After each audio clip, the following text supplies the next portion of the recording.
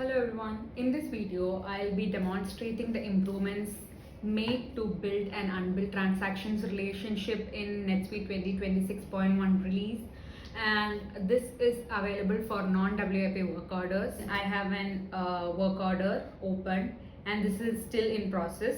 There are the quantity for this work order is 10. There are 2 which is unbuilt and 5 which is built. Here on this work order we can see a related record subtab which was renamed.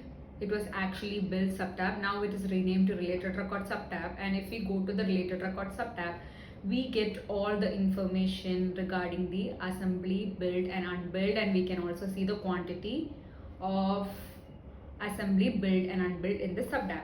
So this actually brings in more traceability and clarity in terms of assembly, build and unbuilt related to a work order. This gives user much visibility into manufacturing transactions from the work orders. And NetSuite has also introduced stronger validation for inventory control. Like for example, if I attempt to unbuild more quantity than what was actually previously built, NetSuite immediately prevents the transaction. I'm just opening one of the assembly builds that is 5, and I'm going to try.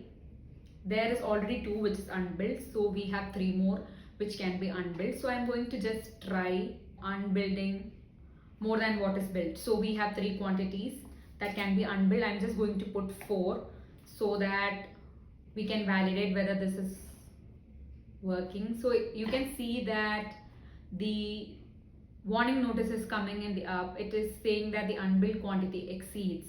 So we can only unbuild 3 items that are available, and we are trying to unbuild more than what is available.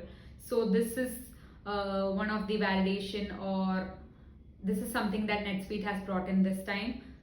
And this is the same with another scenario where you are trying to reduce the number of builds that already exist. So if you are trying to reduce the build quantities below quantities that has already been unbuilt, the NetSuite will do the same. This validation actually improves transaction accuracy, inventory consistency and overall traceability.